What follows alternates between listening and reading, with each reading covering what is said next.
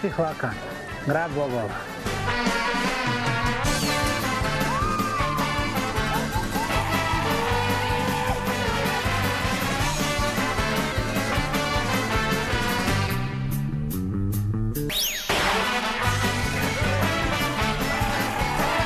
Fenomenalni uskršnji otok.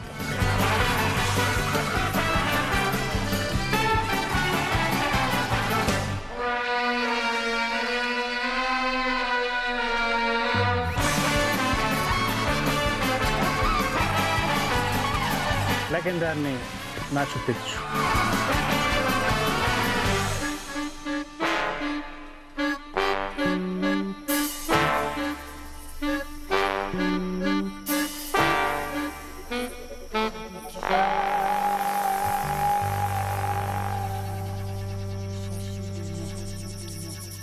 Lupa memge courage.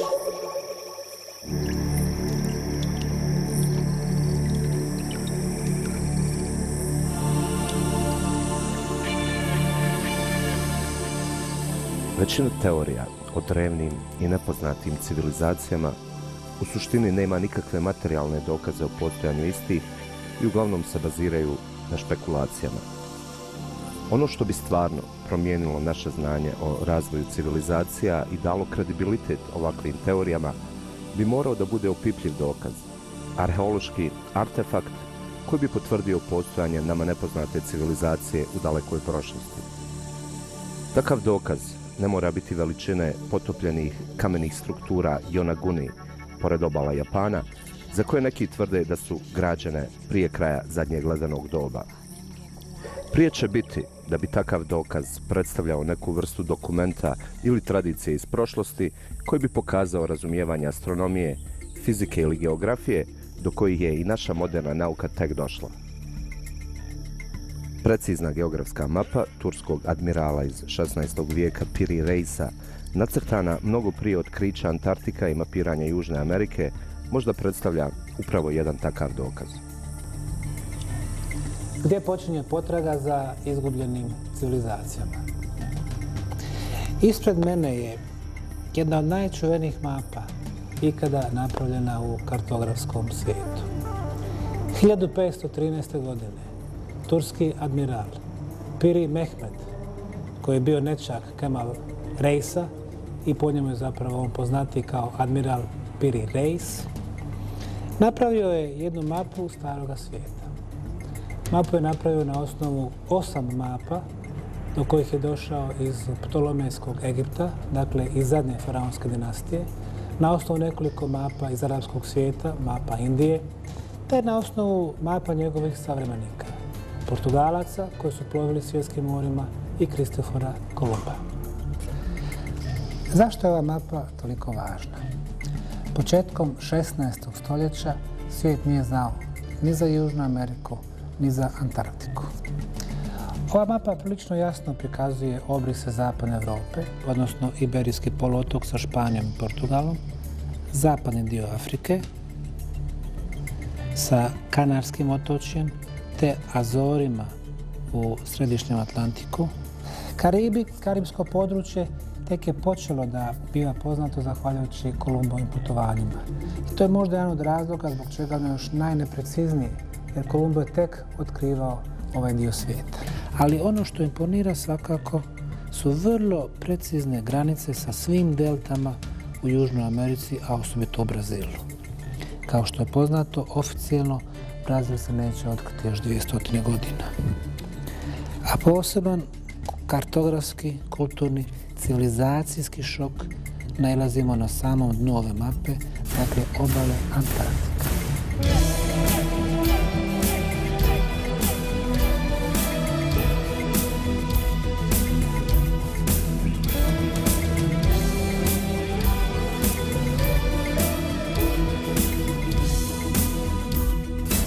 Naravno da je Piri Reis bio jedini kartograf koji je pravio precizne mape sa tada još neistraženim dijelovima svijeta, mogli bi govoriti o slučajnostima ili koincidenciji.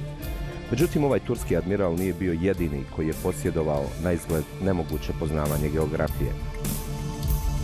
Oron Sphine, francuski matematičar, astronom i kartograf iz 16. vijeka, na svojoj mapi iz 1531. godine detaljno prikazuje obale Antarktika sa nezaleđenim obalama, planinama i rijekama, faktički prikazuje kontinent u klimatskim uslovima dugotrajnog perioda bez leda koji je okončan oko 4000 godina prije nove ere. Kako objasniti mapu najpoznatijeg kartografa srednjeg vijeka, čuvenog Mercatora iz 1569. godine, koja također pokazuje Antarktik sa ledenim pokrivačem, ili najmisteriozniju od svih mapa, onu Filipa Boischa iz 1737. godine, koja sablasno precizno prikazuje Antarktik kakav je izgledao kada na njemu uopšte nije bilo leda. Na njegovoj mapi vidimo subglacijalnu topografiju cijelog kontinenta koji se u stvari sastoji od dvije kopnene mase, danas povezane debelim naslagama leda. Moderna nauka je do ovog otkrića došla tek 1949. godine, kada je zajedničko britansko-švedska ekspedicija u potpunosti mapirala ledeni kontinent.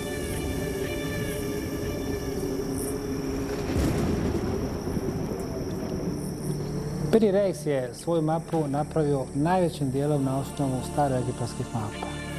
On pominje mape koje su datirale iz 4. stoljeća prije nove ere. Međutim, te mape su pravljene na osnovu još starijih mapa koje su se nalazile u faraonskom Egiptu, a ove na osnovu još starijih. I tako se vraćamo nekoliko hiljada godina unatrag u doba pred faraonskog Egipta. Očigledno je da je postojala civilizacija koja je imala takvu tehnologiju i komunikacijska sredstva da putuje planetom i da kartira sve teritorije, pa makar one bile pod velikim naslagama leda. Na taj način vraćamo se 5, 6, 8, 12, a možda i više hiljada godina unatrag. Ovdje se susrećemo sa pojmom civilizacija koje su iščezle, o kojima nije ostalo pisanog traga, a postavlja se pitanje da li je ipak ostalo kakvih materijalnih dokaza za njih. Gotovo da nema civilizacije na svijetu koja u svojim mitovima nije zabilježila priču o velikoj katastrofi koja je nekada davno zadesila našu planetu i drastično izmijenila tok istorije. Mada mitovi po svojoj definiciji i ne predstavljaju naučno dokazane događaje, mnoge kulture im daju religioznu ili duhovnu vrijednost, vjerujući da oni predstavljaju stvarne istorijske zapise. Tako se mit o velikom potopu nalazi u više od 500 legendi širom svijeta. Od sumerskog epa o Gilgamešu prije 6000 godina koji kaže: sruši svoju kuću i sagradi brod, ostavi svoj imanje i spašavaj goli život, prezri ljudska dobra i spasi svoju dušu. Sruši, kažem ti, svoju kuću i sagradi brod, neka njegova dužina i širina budu skladne. Ukrcaj na njega sjeme svih živih stvari.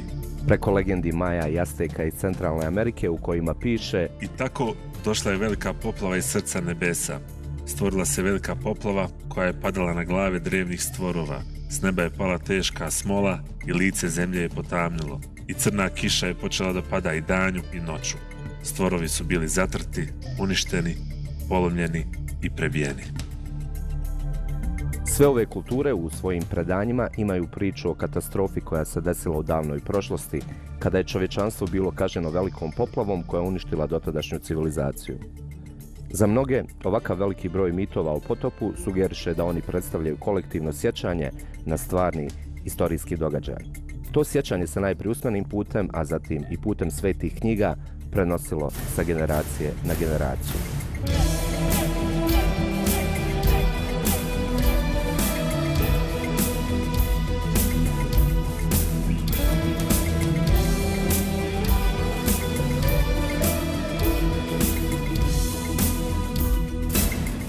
Sve drevne knjige, počeo od onih iz Indije, Veda, Japana, Kine, Tibeta, preko sumerskih glinenih tableta, egipatskih najstarijih zapisa, pa i onih koji su od njih kopirali antički Grci i Rimljani, pa sve do Srednje i Južne Amerike, govore o jednom događaju globalnih razmjera, o potopu.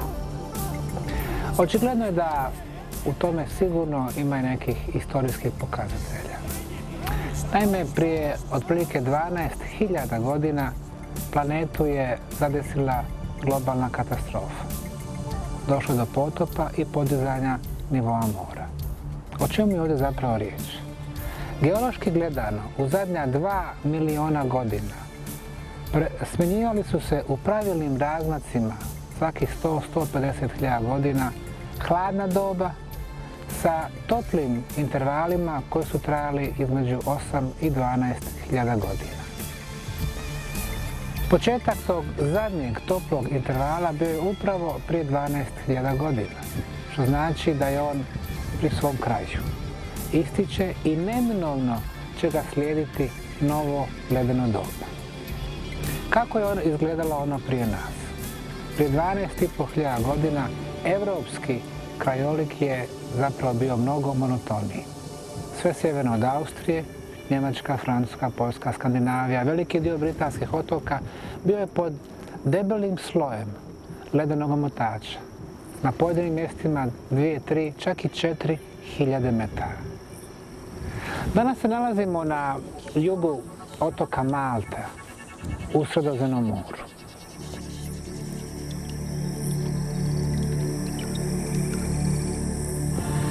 Kada pogledamo ovaj otočić iza nas, Filfla, možemo pretpostaviti da je on prije 12.500 godina bio spojen sa svojim matičnim malteškim otokom. Sa otapanjem ogromnih količina leda duž čitavog teritorija Europe, zatim Sjeverne Amerike te Sjeverne Azije, ta ogromna novopridošla voda spojila se sa postojećim morima i okeanima. Utvrđeno da je, na primjer, Pacifički okean porastao na nivo od 80 do 100 metara viši u odnosu na onaj prije kraja zadnjeg ledenog doba. Neka druga područja, kao što je područje današnje Bosne i Hercegovine, zabilježuje mnogo veći porast razine mora.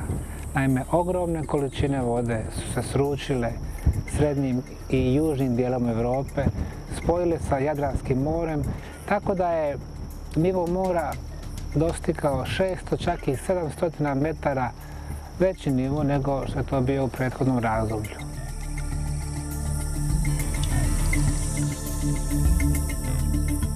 Moderna nauka nije pronašla nikakve dokaze koji bi ukazivali da se u nekoj relativno bliskoj prošlosti desio jedan takav globalan događaj i ovakve teorije se ubrajaju u pseudonauku. Ono u čemu se geolozi, biolozi i istoričari slažu sa proponentima teorija o globalnoj kataklizmi je to da je Zemlja krajem posljednjeg ledenog doba prošla kroz period drastičnih promjena klime koji su doveli do izumiranja određenih životinjskih vrsta na pojedinim dijelovima planete. Najpoznatije slučajeve ovakvih naglih izumiranja nalazimo na području današnjeg Sibira, gdje se još uvijek pronalaze smrznuti ostaci vrsta iz tog perioda poput osipovog mamuta, džinovskog jelena ili pećinskog lava, koje su bile prilagođene životu isključivo u uslovima umjerene klime. Samo na području dviju Amerika, u periodu između 15. i 8. milenijuma prije nove ere, u potpunosti je izumrlo oko 70 rodova velikih sisara, uključujući cijele vrste surlaša kao što su mastodonti i toksodoni. Mislim da izumiranje vrste ne može nikog da začudi onoliko koliko mene. Kada sam u La Plati, Argentina, pronašao zub konja među ostacima mastodonta, megateriuma, toksodona i ostalih izumrlih čudovišta, upitao sam se šta je moglo da dovede do izumiranja nekadašnjeg konja u životnoj sredini koja mu je očigledno pogodovala. Odgovor je naravno nagla promjena klime.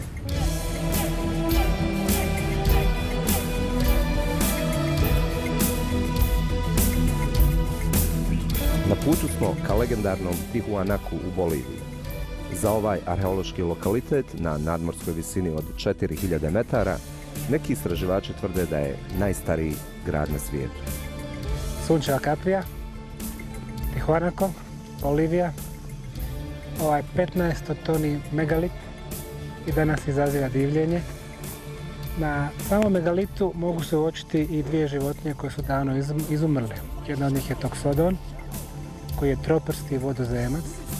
Drugi je neka vrsta surlaša koji nalike današnjem slonu. Mi znamo da slona u Južnoj Americi danas nema, ali oni su postojali sve do kraja Pleistocena, dakle sve do prije 12.000 godina, kada su zvanično i izumrli. Ove dvije životinje, koje se vrlo često predstavljaju na hramu Kalasasaja, između ostalog Toksodon se čak 43 puta tamo nalazi, pokazuje da su ove životinje bili savremenici originalnih graditelja ovog sjajnog grada. Drugim riječima, ponovo se vraćamo od doba prije kraja zadnjeg ledenog doba.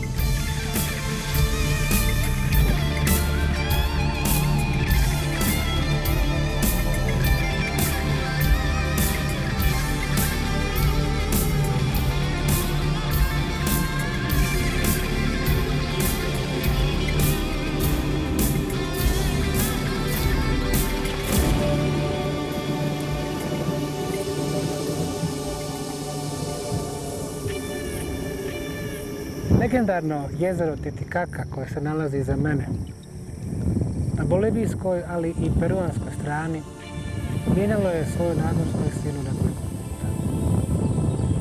Pouzdano se zna da je prije 12.000 godina nivo ovog jezera bio barem za 30 metara viši.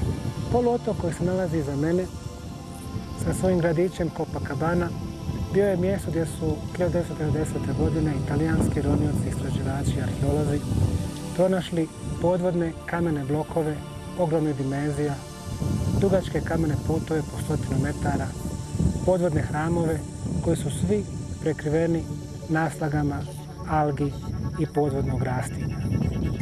Dakle, pronađen je još jedan grad iz daleke prošlosti. Odakle grad na velikim dubinama ovog jezera? Ili je jezero naglo podiglo nivo, ili je zapravo došlo do izdizanja tla. Pretpostavka je da je i taj grad bio podignut u doba prije kraja zadnjeg ledenog doba, jer normalno niko nije gradio gradove pod vodom. Sa jezera Titicaca u Boliviji vodimo vas u južni Peru, u region Nazca, gdje se nalazi još uvijek nedovoljno istražena arheološka lokacija Cavatši sa kompleksom od 34 piramide. Ove piramide, kao i svjetski poznate linije ucrtane u pustinju, vidljive jedino iz zraka, gradila je nama još uvijek nepoznata drevna civilizacija.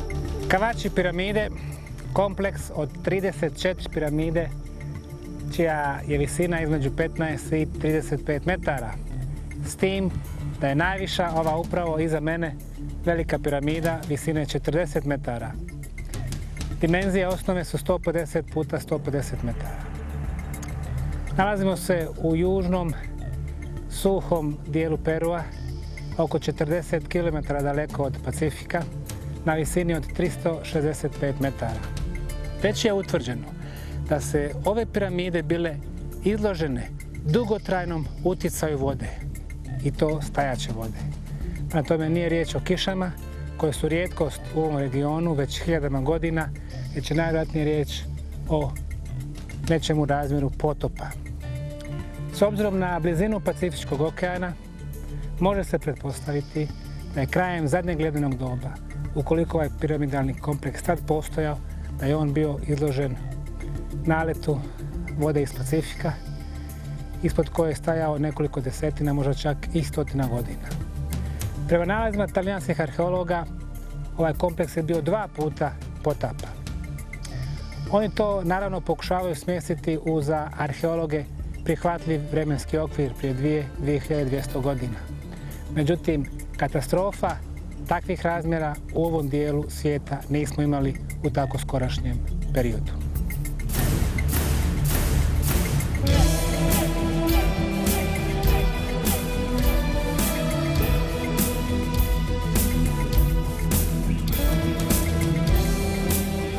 Ove mape, kao i mnoge druge, je 60. godina prošlog vijeka analizirao američki istoričar i geograf Charles Hapgood sa Univerziteta u New Hampshireu u svojoj knjizi Mape drevnih kraljeva mora.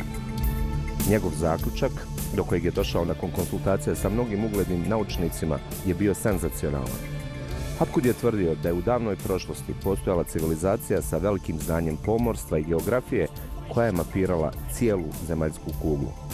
Ta civilizacija je nestala krajem zadnjeg ledenog doba, iza sebe ostavljajući mape koji su se kroz istoriju kopirale i tako prenosile sa generacije na generaciju. Pretpostavlja se da je jedan katastrofalni događaj od prije 12.000 godina bio uzrokom da se u potpunosti promijeni krajolik na čitavoj planeti. Ogromne količine leda u srednjoj i sjevernoj Europi, na sjeveru američkog kontinenta i na sjeveru azijskog kontinenta su se otopile i tamo se formiralo kopno na kome je bio moguć život. Na drugim dijelovima planete, kao ovdje u sjevernoj Africi, od vrlo plodonosnih polja i zelenog krajolika dobili smo pustinju. Ovakvih katastrofalnih događaja u svjetskoj historiji bilo je mnogo.